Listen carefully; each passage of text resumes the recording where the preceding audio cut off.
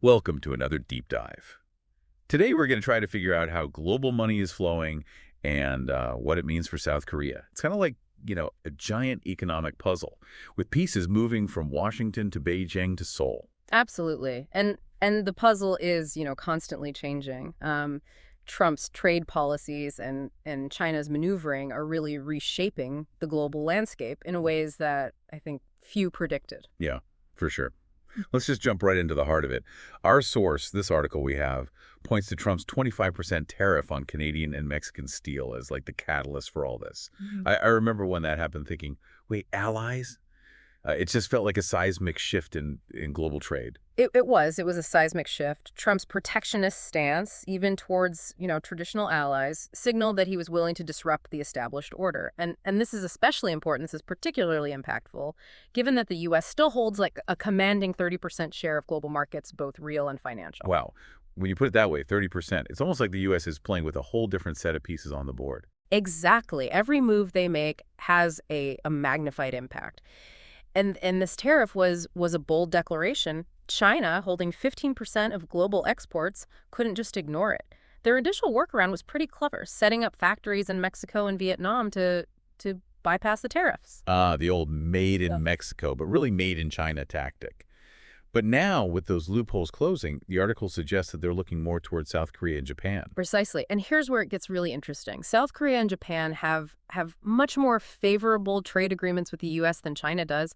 Lower tariffs are a huge draw for Chinese companies looking to enter the American market. So China is turning to South Korea and Japan as strategic partners then. Think of it as a calculated partnership. We can look at some recent developments. Gmarket collaborating with AliExpress, TCL joining forces with Coupang. These aren't just isolated incidents. It's about access, utilizing existing channels to reach a very lucrative consumer base. So China's playing the long game here, thinking several steps ahead. But where does this leave South Korea? They're kind of caught between this brewing economic power struggle between the U.S. and China. It's a precarious position, yeah. On the one hand, Chinese investment could be a lifeline for them, especially as some South Korean companies are moving production to the U.S. It's filling a void. The article highlights BYD, the Chinese electric vehicle manufacturer. Their arrival in South Korea is bringing jobs and capital. That sounds like a win-win at first, but the article also mentioned Trump calling South Korea a money machine. That doesn't exactly sound like a term of endearment. No, it doesn't. It points to a lurking uncertainty.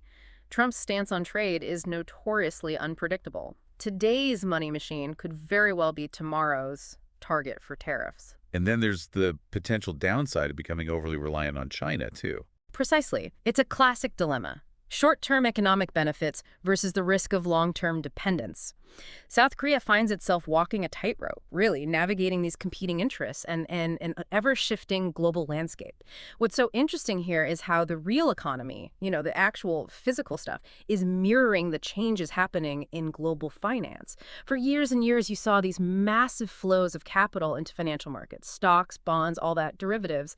But now we're seeing a real shift towards investing in physical assets, factories, production lines, that sort of thing. Yeah, the article touched on that a bit. It talked about South Korean companies moving production to the U.S. Is that what you're getting at? Exactly. And it's a global trend. We're seeing companies diversifying their operations, not putting all their eggs in one basket, basically trying to reduce their reliance on any single country. Think of it like a strategic hedge against all this geopolitical economic uncertainty that's swirling around. Okay, I see. So it's not just about chasing those big returns in the stock market anymore. It's about real-world assets, about actually building things, making things. Right. Precisely. And this shift, this move towards the real economy, it's profoundly impacting global capital flows. And South Korea, with their skilled workforce, their manufacturing base, and their strategic location, they're really uniquely positioned to capitalize on this. So you're saying they could become a kind of hub for this new wave of investment, attracting companies not just from China, but from all over. Absolutely, yeah. Instead of just being a manufacturing powerhouse, they could become a magnet for innovation and foreign direct investment, Yeah. a real global player. That's a pretty interesting thought.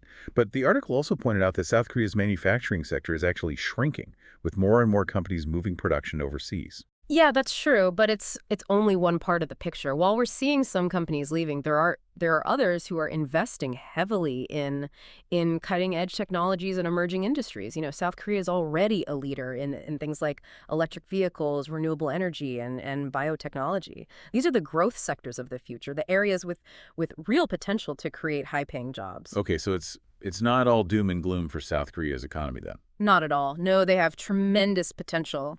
But to really succeed in this new global landscape, they need to make some smart strategic choices. Continued investment in education and training is going to be crucial. They need to ensure that their workforce has the skills they need for the jobs of tomorrow. That's paramount. Right. So keeping their workforce competitive on that global scale. Got it.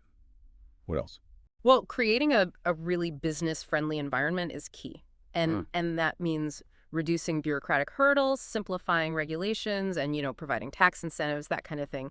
And making sure there's a robust system for protecting intellectual property rights. So making it attractive and easy for companies to set up shop in South Korea. Exactly, yeah. And crucially, they need to maintain strong diplomatic and economic ties with both the U.S. and China. Alienating either one of those powers would be really detrimental. It sounds like a delicate balancing act, juggling all those competing interests. Indeed, it is. And that leads us to the central question here. How will South Korea navigate this incredibly complex geopolitical and economic landscape? The stakes are very high, and the decisions they make will have ripple effects throughout the entire region. It's a fascinating puzzle, that's for sure. This deep dive has given us a glimpse, at least, into the forces at play here. But it also raises even more questions about South Korea's future. What does all this mean for everyday people, for our listeners? Why should they care about these global money flows and South Korea's role in all of it? That's a great question, and one that's definitely worth exploring further. It's really about understanding the interconnectedness of our world. The choices that are made in Seoul and Beijing and Washington, they impact all of us, even if we don't always realize it. Okay, so we've talked a lot about these huge forces at play, tariffs, trade wars, these global power shifts, really complex stuff. But how does it all connect back to our listeners? Why should they care about global money flows and where South Korea fits into all of it? Well, it's easy to think about these things as, kind of abstract, happening in some distant boardroom somewhere. But the truth is, it actually affects us all. Just think about the products you use every day, your phone, your car, your clothes.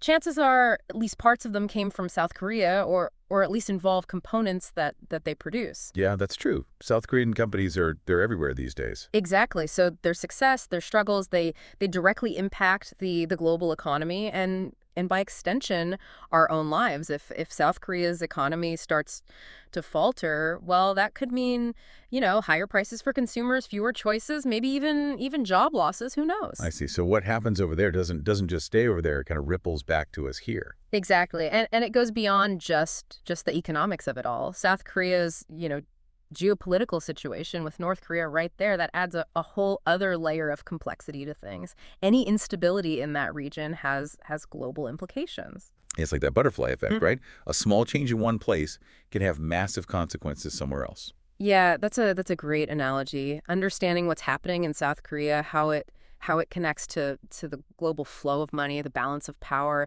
it's crucial for anyone who really wants to stay informed about the world we live in. So it's not just about following the headlines.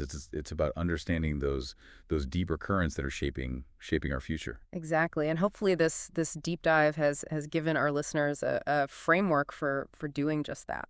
We've covered a lot of ground today, from Trump's tariffs to China's maneuvering and South Korea trying to walk that tightrope in between. It's clear that they're at a crossroads, facing some really tough choices. Yeah, for sure. But challenges also often present opportunities. I mean, what if instead of just choosing sides between the U.S. and China, South Korea kind of forged their own path? What if they became a real champion for global cooperation, for fair trade?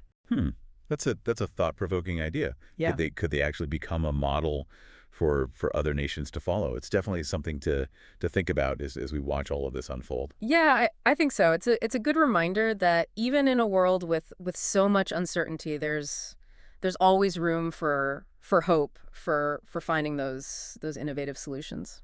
Well, on that note, that wraps up our deep dive into the global flow of money and its impact on South Korea. We hope you found it insightful, and as always, we encourage you to keep exploring, to keep learning. Thanks for listening.